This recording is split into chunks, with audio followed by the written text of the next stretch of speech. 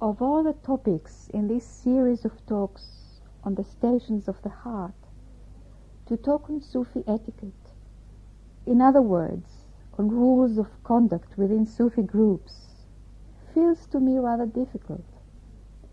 Etiquette is about what one should do or what one should not do, how one should act, and when one should abstain from acting.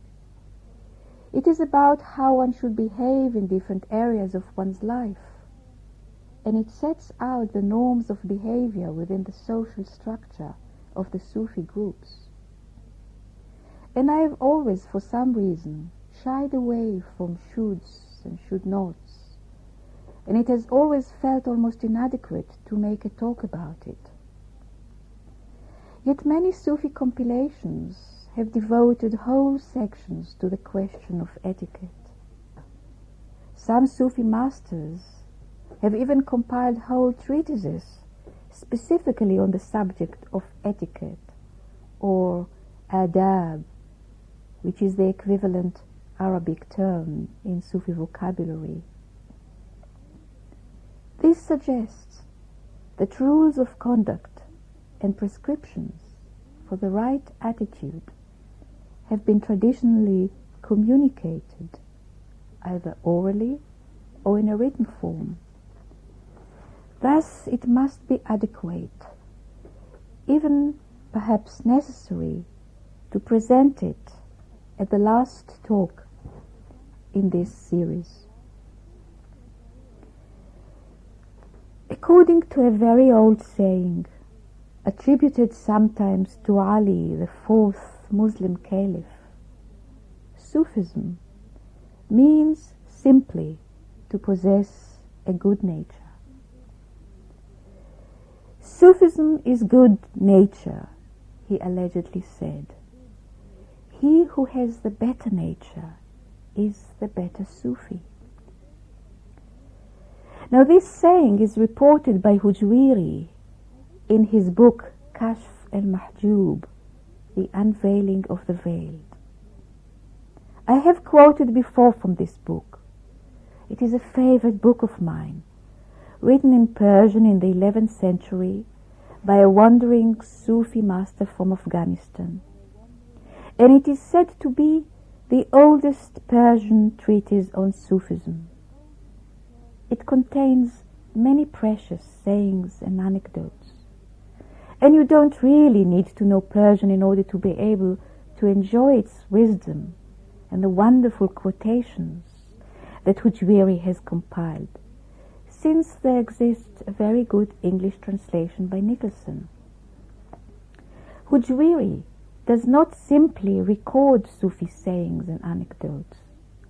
He also adds his own commentary to them. And this is how he comments on the saying just quoted, namely, Sufism is good nature. He who has the better nature is the better Sufi. He says, good nature is of two kinds, towards God and towards man. The former is compliance with the divine decrees. The latter is endurance of the burden of man's society for God's sake. Now, this is an important statement. It tells us that good nature is an essential asset, not only in the arena of social relationships, but also in relation to God. Without possessing an infrastructure of a good nature, one cannot get very far on the mystical path. Life's complexities can hardly be tackled without it. Now this statement implies what we have also been shown by Mrs. Tweedy, that if one is bitter or resentful or is too much absorbed in his troubles, there is not much room for the beloved. The more one becomes acquainted with Sufi lore and literature, the clearer it becomes that the foundation upon which any practices or etiquette can be solidly built is simply, but not so commonly available, a good nature, good qualities. Or to use Nicholson's somewhat archaic idiom, goodness of disposition. Sufis have an expression which may be roughly translated as to be of a good mind about this or the other, or to have a good opinion about this or that, or simply to think positive. And Sufi authors have often recommended that one should apply positive attitude towards God. Now this may sound superfluous. Can it be any other way? But apparently, all too often we grieve and deplore our circumstances, the vicissitudes of our lives, our failures, the wrongs that have been done to us, etc., etc. And this is considered highly destructive in terms of spiritual progress. One is called upon to comply with God's decrees, as well as to endure men's company for the sake of God. And this practice of compliance and endurance may lead to an inner state of acceptance, and progressively to an even deeper state of content. The greater the limitation, the greater the perfection, Bhai Sahib used to say. And a group, or even family life, provide plenty of opportunities for such a practice. Hence, life within a group is very conducive to spiritual life, provided one has the right attitude. Traditionally, that is, within the Sufi tradition, the two polar attitudes which lead to content have been identified as gratitude on the one hand and perseverance on the other hand. It is an immensely valuable practice to try and apply in the different situations which require either this measure or the other. In joy, and when things are running smoothly, the attitude of gratefulness, shukr, directs the thanksgiver away from the delusional ego and towards the source of bounty. And in painful, excruciating circumstances, Sufis have always tried to keep at least a niche in their soul free from despair and bitterness, and to practice perseverance, sabr, patiently. Why talk of night, says Rumi, for the lover displays 1,000 signs, the least of which are tears, a frail body, and failing health. In weeping, he is like the clouds. In perseverance, like the mountains. In prostration, like water. In lowliness, like dirt in the road. But all these afflictions surround his garden like thorns. Within are roses, the beloved, and a flowing fountain. When you pass by the garden's wall and enter into its greenery, you will give thanks and prostrate yourself in gratitude. Thanksgiving and praise belong to God, for he has taken away autumn's cruelty. The earth has blossomed, spring has shown its face. So far Rumi. Another Sufi tradition in the same vein is attributed to the Prophet Muhammad. He says, God has never shaped the character of a wali, namely a holy man, on anything but generosity. You see, the quality of good nature that a Sufi should possess before anything else becomes the foundation upon which generosity grows. The attribute of giving, of being of service, of having consideration for the needs of another, without too many calculations or inhibitions. In the rules of conduct of certain Sufi groups, the quality of ithar, namely placing the other in front, giving precedence to the other, has become one of the most distinguished features. We remember how Baisab lived, how many people lived with him, lived on him. Mrs. Tweedy quite often felt indignant because some of these people were in her eyes simply parasites. But Baisab insisted that this is how a Sufi should live. Now this is a superb example for all of us to live by, but it also requires a mature sense of discretion. These tests of how far to go with our giving or with our denial of giving is a day-by-day practice. What are the real boundaries of my generosity? With an emphasis on real. How much of it is for the wrong reasons? For example, in order to please, or in order to maintain good relationships, etc. And conversely, when I hold back, and yet feel quite justified and even self-righteous about it, how much is it a case of fear of rejection or a need to be in control? The sound, down-to-earth approach which maintains that all you really need is a good nature helps to simplify the answer to these complex questions. Service, help, giving out are ultimately, like everything else, a question of simply being there, without asking too many questions, without putting too many conditions.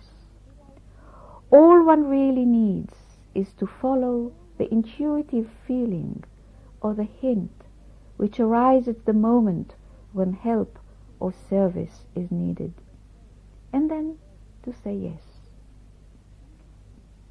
Yet again and again, we are required to use our discretion. And discretion comes from being in tune with a real need in a real situation of need. But behind all this, there lies one essential principle. We are never given anything for ourselves alone. I have always found this a very profound principle. There are many levels of meaning which one can read into it, some of them very far-reaching, far beyond the sphere of our immediate companions or relatives. When we acknowledge being given and then are grateful, something of our egos is diminished. We acknowledge that there is giving, that there is a giver. Therefore, we can be more relaxed, less in control, less self-centered, less apprehensive. This immediately creates a change, not only in us, but also around us. This is a modest and rather inconspicuous way of bringing change about. And this is precisely what lies behind the precept. We try to clean our own courtyard rather than to preach to our fellow men and women how to clean theirs. Now the universal dimension of this ancient Sufi teaching, which requires basically nothing else but the goodness of disposition, may be highlighted by Baisab's words to Mrs. Tweedy at the very beginning of their meeting. Sufism is a way of life, he said. It is neither a religion nor a philosophy. There are Hindu Sufis, Muslim Sufis, Christian Sufis. My revered Guru Maharaj was a Muslim. He said it very softly, Mrs. Tweedy writes, with a tender expression, his eyes dreamy and veiled. And a few days later, on October 12th, he said, a system is a school of yoga or a path of self-realization. The meaning is the same. We are called saints, but it is the same as yogis. In wisdom there is no difference. The color of our line is golden yellow, and we are called the golden Sufis or the silent Sufis because we practice silent meditation. We do not use music or dancing or any definite practice. We do not belong to any country or any civilization, but we work always according to the need of the people of the time. We belong to Raja Yoga, but not in the sense that it is practiced by the Vedantins. Raja means simply kingly or royal, the direct road to absolute truth. So, goodness of disposition, proverbial generosity, a universal system which is based on service and silence. This is the framework of Sufi etiquette. Another ancient saying comes to mind. When you see someone whose heart is soft and warm, know that he is a Sufi. After all, is not the name Sufi related to Suf, which means wool? And is wool not warm and soft? This last saying is recorded in Daughter of Fire, as it is recorded in many older sources. And it must indeed be a very old tradition, shared by the peoples of the Mediterranean since antiquity. For it can be found in many ancient pre-Islamic traditions. For example, in an ancient Jewish tradition, which describes the people of the south as distinguished by the quality of having collectively soft and warm hearts. And early Muslim traditions too describes the people of Yemen, and Yemen means south, in the same way. Their hearts are soft and warm. Later on, so it seems, this tradition has been adopted by the Sufis and linked with the meaning and the image of the word Suf, the image of softness, warmth, fluidity, acceptance, have always typified Sufis of whichever denomination. So before any list of virtues based on practices and etiquette can be enumerated, it is important to acquire the warmth and softness of heart, which breeds generous giving, surrender in service to others, and content. I say acquire, which seems to contradict the meaning of disposition or a natural feature. But, as Mrs. Tweedy often said, when one comes to a Sufi teacher, one gradually assimilates with the teacher's quality. One gradually acquires the teacher's qualities. One becomes like the teacher. Sufi etiquette goes even further. It says that following the path means to adopt the attributes of God. التخلق بأخلاق الله. Christianity also talks about imitating God, imitatio Dei. Thus, in this process of transformation, nothing is ruled out and nothing is taken for granted. Changes are always at hand, and they are the real miracles of the saints. This is the house of change. This is the house of drunkards. Tweedy has often quoted Baisa. So when we feel confused or not quite sure whether we have been disposed with the foundation of a good nature, or when we query what, for that matter, does good nature consist of, we should take courage and remember that in the language of lovers, the word impossible does not exist. There's a lovely poem by Rumi that I'd like to read at this point. It's about paradoxes. And he says, paradoxes. Best wakefulness in sleep, wealth in having nothing. Revenues growing from funds flowing out. Giving is gainful employment. It brings money.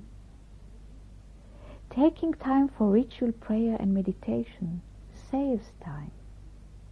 Sweet fruits hide in leaves. Dung becomes food for the ground and generative power in trees. Non-existence contains existence. Love encloses beauty. Dark brown flint and grey steel have candle night in them. Inside fear there's safety. In the black pupil of the eye, many brilliancies. Inside the body cow, a handsome prince.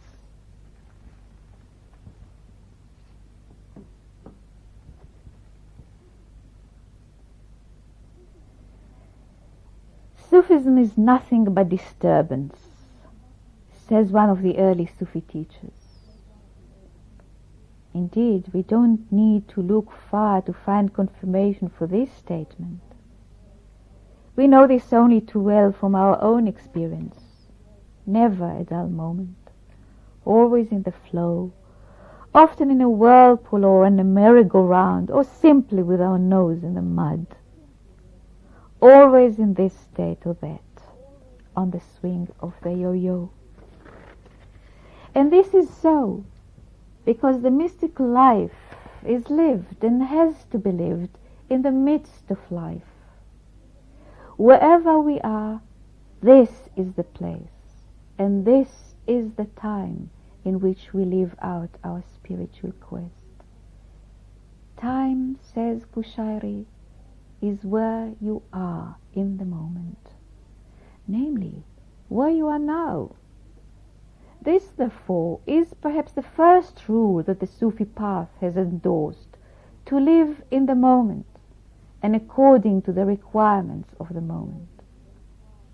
Now, this principle has been articulated in many different ways, but for me, one of the most inspiring of them is the way in which it has been formulated by the Khojagan, the masters of wisdom, the spiritual ancestors of the Naqshbandiya. 8 rules were laid down initially by the masters, and later on they were increased to 11. All of them emphasize various aspects of living in the moment. They all bear short, rather enigmatic formulae for titles. One of these formulae is watch your step. In Persian, nazar bar qadam. It can be understood on several levels of meaning. Firstly, on a very basic, down-to-earth level. which means simply that one should have one's feet on the ground. This simple rule has sometimes to be reiterated within groups of so-called spiritual people. It is all good and well and highly desirable to aspire for the highest, but one must not forget where one is or where one is going. Looking after mundane business, fulfilling one's responsibilities in the right attitude is sometimes as spiritually demanding as going off into deep meditation. Mrs. Tweedy has often quoted Baisab saying, "We are no idle drones, nor lotus eaters. We have our feet firm on the ground, while our heads carry the vault of the sky." Yet the image of having one's feet on the ground or watching one's steps has also another meaning. In the Alchemy of Happiness, Al-Ghazali, an important Sufi teacher who died in 1111, tells us that real self-knowledge consists in knowing the following things. What are you in yourself? From whence have you come? Whither are you going? And for what purpose have you come to tarry here a while? And in what does your real happiness and misery consist? This too is Nazar Bakadun, and it can be meditated upon.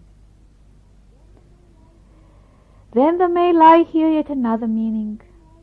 The wayfarer on the path has to be ever watchful, not to be deluded or distracted by the landscape of the terrain in which he is walking. It is a practice of being self-centered. The delusion may come from outer phenomena as well as from inner phenomena. One can be deluded by paying too much attention to one's spiritual experiences, or to one's dreams, or to one's longing, inasmuch as one can be distracted by paying too much attention to casual things which come and go. And yet another level of meaning may arise when one ponders over this formula. Know where you stand within your group of companions. What do you perceive as your duties to them? And what as their duties to you? How do you feel about duty in the first place? Do you have much resentment or many expectations? Do you really care about your friends, or are you simply dutiful? Are you able to find the right balance between being candid and honest with your companions without being too abrupt or blunt or hurting? How important is it for you to please your associates? How important is it for you to outrage them? Do you prefer to be on your own, or do you derive much comfort from the social framework of the group? And so on and so forth. Now it may sound perhaps like an assessment questionnaire of some sort, except that no one is assessing anyone except oneself. These are some of the guidelines of inner observation which come under the heading of watch your step, or watch where you are standing. Then one has to consider yet another level of meaning. Where do I stand in relation to the larger tradition to which I belong? Can I live in keeping with the model of my ancestors? Can I live by their standards? Am I aware that I belong to a wider tradition? Do I accept it? Do I resent it? Are there any conflicts in me about it? Now all these levels of meaning relate to the different orbits in which we live our lives.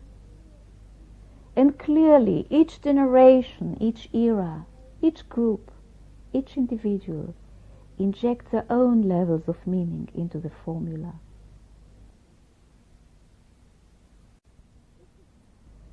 This is why it is so tersely phrased, so that it can become a seed thought, a focus for inner contemplation, which may lead to deeper self-awareness, greater honesty and authenticity in relationships, and less projecting or introjecting.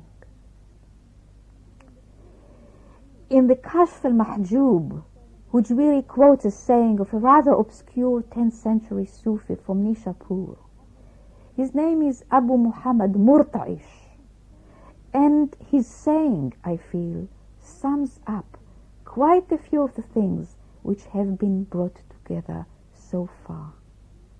He said, "The Sufi is he whose aspiration keeps pace with his foot." That means, adds Hujwiri, that he is entirely present. His soul is were his body, and his body were his soul, and his soul were his foot, and his foot were his soul. This is the sign of presence without absence. Isn't it a wonderful saying?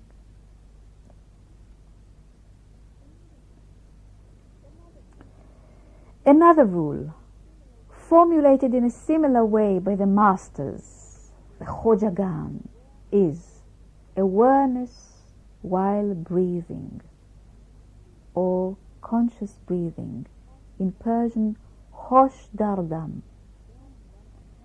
Again, one can meditate on various levels of meanings and applications of this formula. What does it mean to breathe consciously? Sufis have always maintained that each moment which goes by, in which God has not been remembered, is a wasted moment. The breath connects us with the divine. In the constant flow of in and out, in our inhalation and exhalation, a vivid and vibrating model of the two worlds in which we exist presents itself to us. We withdraw and then we re-emerge. We introvert into our inner recesses only in order to extrovert again and share life in its external fullness. Life, the complete life, consists of the polar states of in and out. J.G. Bennett, in his The Masters of Wisdom, sums up the commentaries to this formula, which he had found in Naqshbandi sources. And this is what he writes: breathing is the nourishment of the inner man. As we breathe, we should place our attention on each successive breath and be aware of our own presence. For this, it is necessary to be in the right state, because if the breath is taken in attentively, it will not go to the right place. Maulana Sa'd-Din Kashgari explained that Hosh Dardam requires that from one breath to another we should keep our attention open to our goal. Inattention is what separates us from God. Khoja Bahauddin Naqshband said, "In this path, the foundation is built upon breathing. The more that one is able to be conscious of one's breathing, the stronger is one's inner life. He added that it is particularly important to keep awareness of the change from the in-breathing to the out-breathing. And Maulana Jami, the great poet of Central Asia, said that Hosh Dardam is the absolute moment when personal identity is merged into the one. This, he said, is the ultimate secret of breath.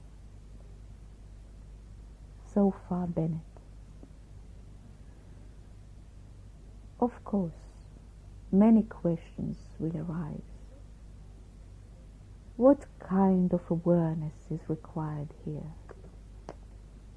Is it mental awareness, in which one is still confined within the mind, and therefore is most unlikely to be in the state of merging with the one?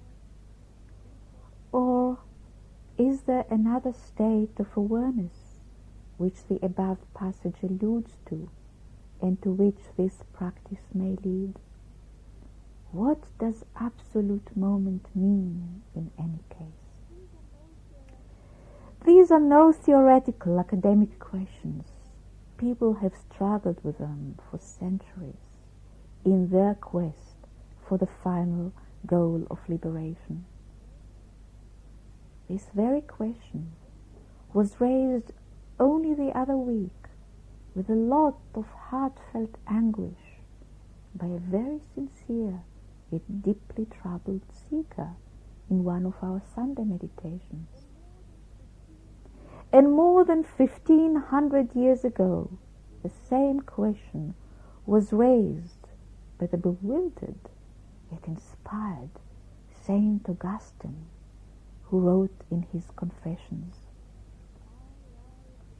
"As I rise above memory, where am I to find you? If I find you outside my memory, I am not mindful of you. And how shall I find you if I am not mindful of you? In recalling you, I rose above those parts of the memory which animals share. I came to the parts of my memory where I store the emotions of my mind, and I didn't find you there. I entered the very seat of my mind, since the mind also remembers itself, but you were not there." So struggling, we learn that there are indeed many layers of consciousness. But if we struggle from the mind alone, we are bound to fall into a dizzying pit. There may, on the other hand, be something liberating if we approach it from the level of the breath. But whether or not the secret of the breath really points to, quote, the annihilation of self and union with the absolute being, which is the final goal of liberation, unquote, we shall never find unless we plunge into the practical mysteries of Hosh Dardam.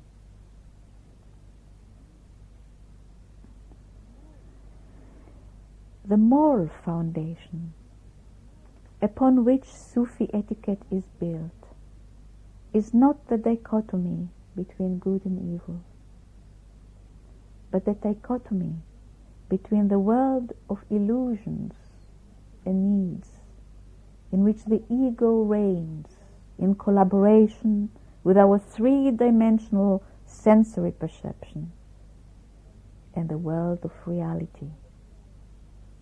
The world of reality belongs to a different dimension altogether. Last September, Llewellyn put this idea in a very interesting context. He said that relationships within the group are not horizontal, but essentially always vertical. This image of a vertical rather than a horizontal axis of friendship and companionship relates deeply to the idea of Sufi etiquette or Sufi ethics. These two are in essence vertical, not horizontal. It stems from an orientation so deeply rooted in the Sufi collective psyche, an orientation which is at all times directed towards the divine, towards the beloved. Here is a quotation from an 11th century Sufi, Abu Abdurrahman al-Sulami of Nishapur, which expressed this idea in classical images. He said, "God has spoken to this community with hints, and they have responded with mystic expressions. Who can know the inner stations of these people? Only the friends of God, the pure of heart, and those who know God. They are the lovers of God. Their hearts are of the heavenly throne, while their bodies are of wild instincts.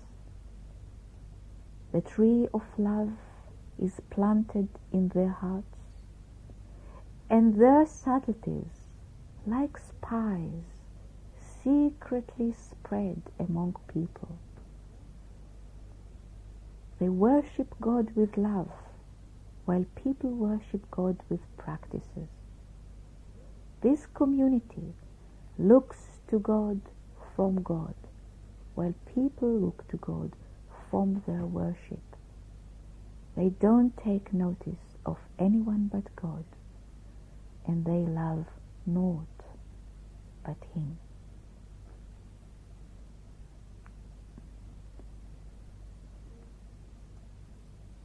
All Sufi teachers have taught that on the path one has to give up the notion that what one sees is really the way one sees it.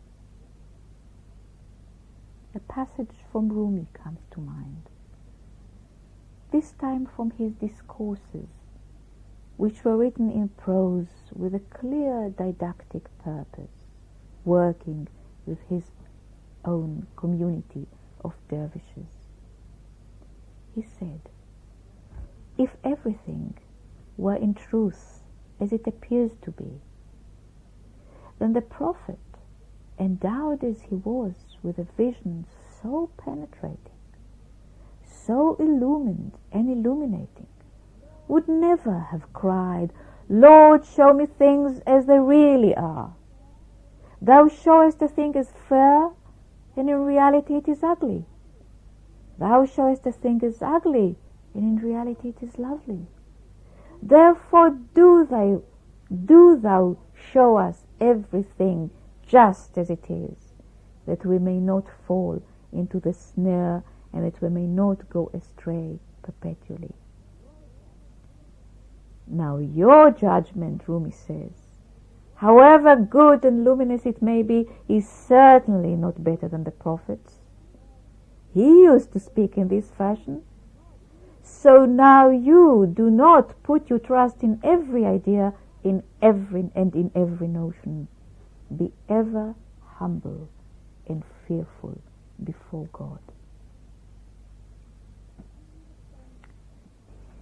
And with the same relativistic approach, Abu Najib Suhrawardi, celebrated Sufi master from Persia and the author of one of the earliest Sufi works on etiquette, this Abu Najib Suhrawardi writes in his Sufi Rule for Novices, which was written in the 12th century. And this is what he says: "The answers to questions about Sufism vary according to the spiritual station of the inquirer. The novice, the murid, is answered with regard to the external aspect of Sufism, that is, concerning mutual relationships. The Sufi of the middle rank is answered with regard to the inner states, and the knower, the true mystic, is answered with regard to the reality, al-haqiqah. How many times did we witness situations at Mrs. Tweedy's at which similar questions were answered in diametrically opposed ways? How many times did Mrs. Tweedy accuse Baisam of contradicting himself?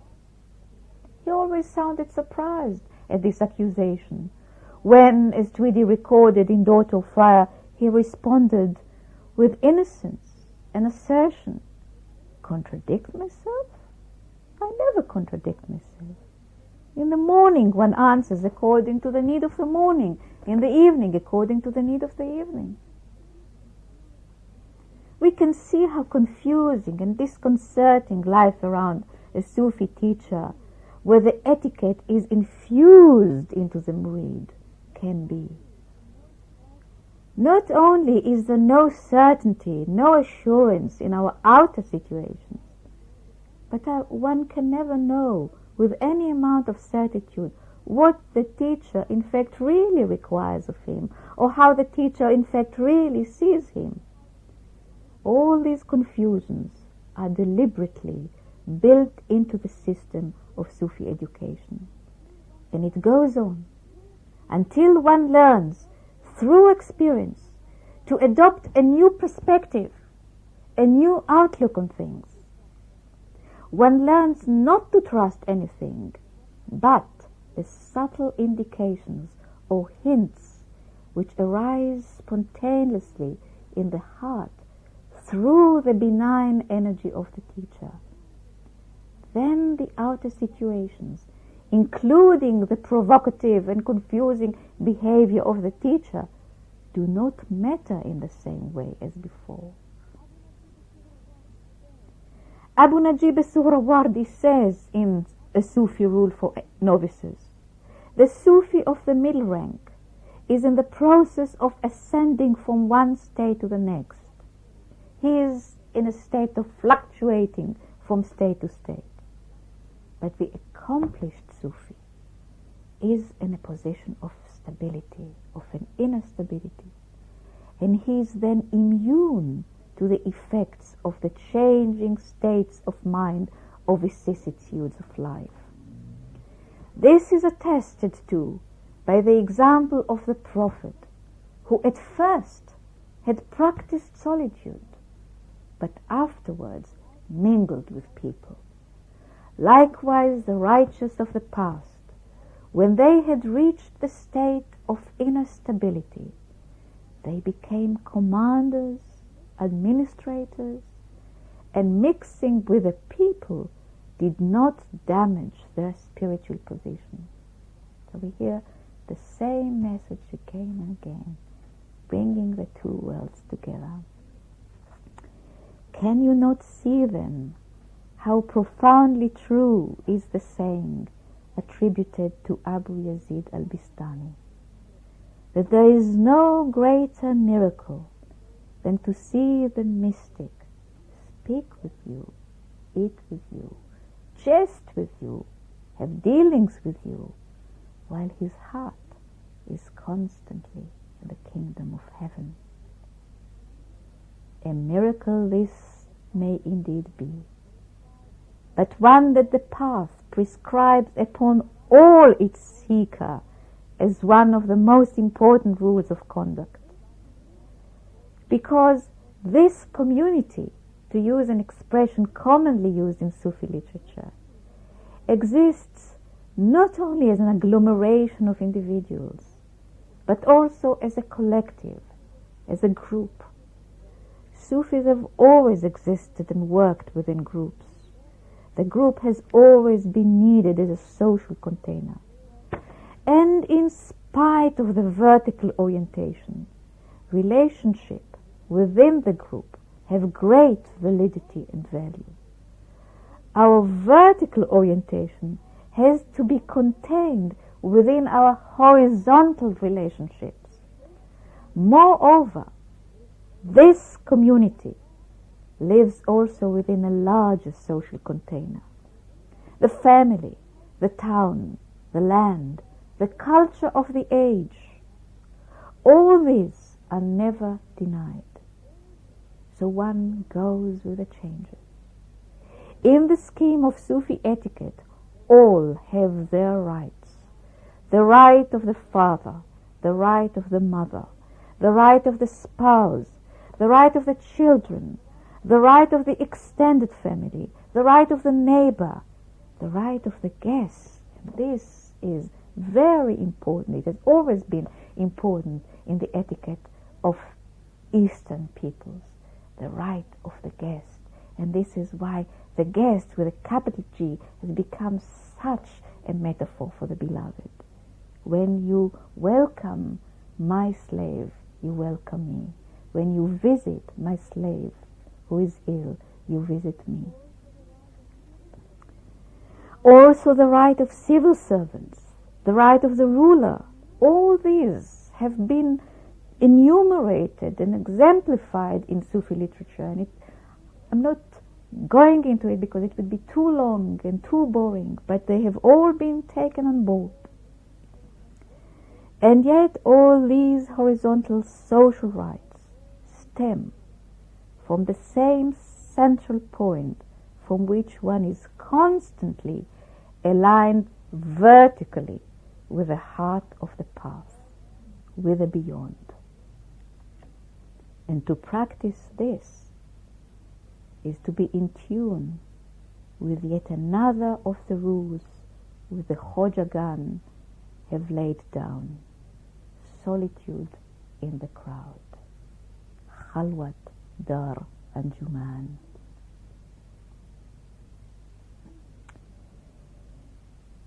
Tweedy has often said that even before we consciously choose to follow a certain path or a certain teacher, we have already been programmed inwardly to tune into the particular ray of this path or that teacher. This tuning in, or being programmed, or being branded, is something which seems to be innate, given to us. It is part of our secret destiny, which unfolds for us in life day by day, minute by minute. It forces us, it really forces us to gravitate, without clearly knowing why, towards a particular path or a particular teacher. And through this gravitation, we change. It usually takes a long time to reconcile our outer life with the inner quest. For a long time, we look to our inner quest as a refuge from our outer life. It's a long way to Tipperary, Mrs. Tweedy used to hum almost to herself when we complained about our impatience and failures in meditation, in life, in relationships, you name it. One has to be cooked for a long time in the pot before one realizes that coming to the group to meditate, or setting time to meditate at home, is not in itself the goal of the journey.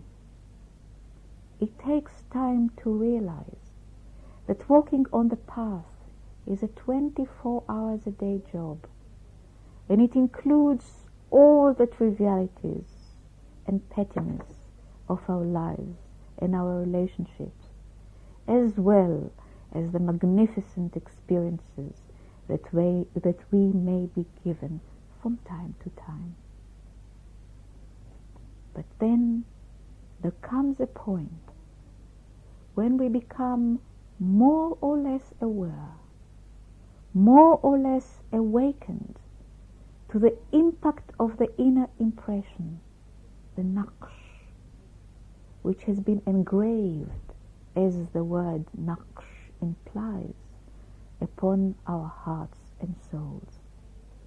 it is then that our life in its totality becomes clustered around the path and cleaves to it as an iron to a magnetic field.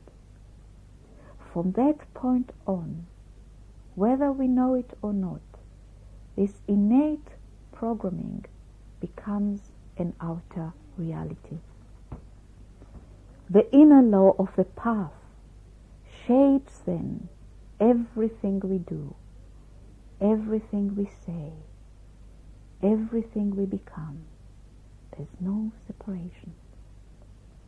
From that moment on, we live our everyday life as well as our inner spiritual life in the presence of the path. The path then becomes to us a living entity, not a mere concept or image or sets of rules.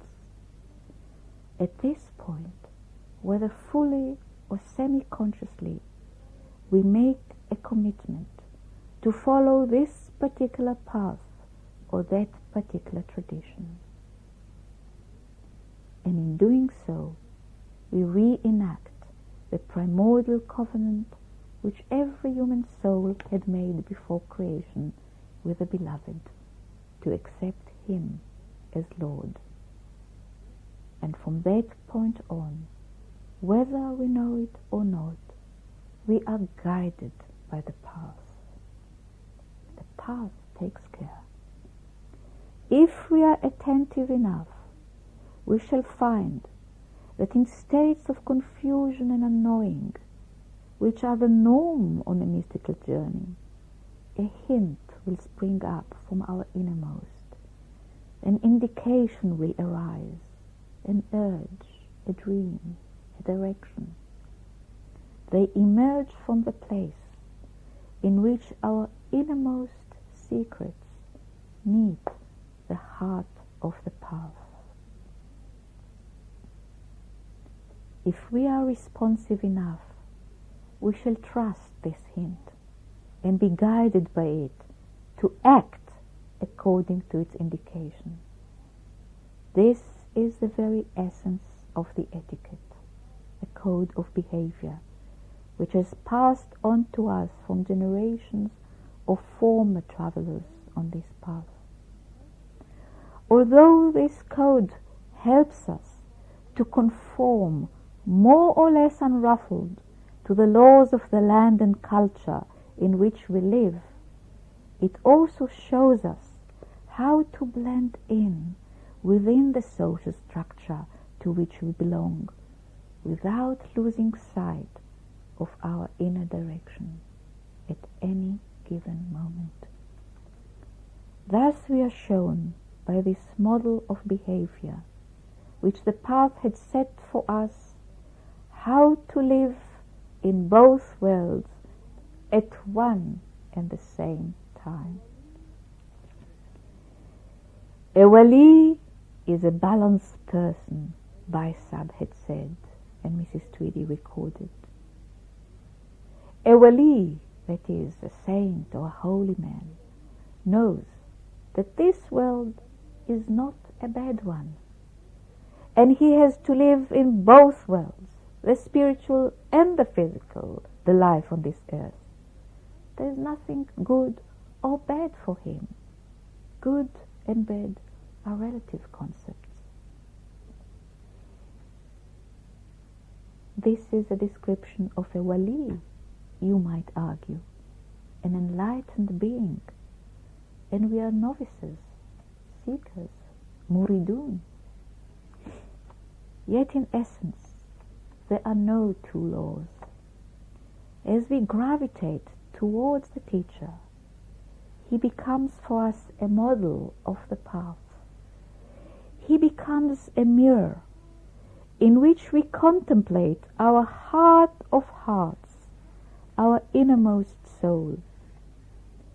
In the mirror of the teacher, we see our soul in her most ravishing, scintillating beauty, which the Beloved has bestowed on her from eternity.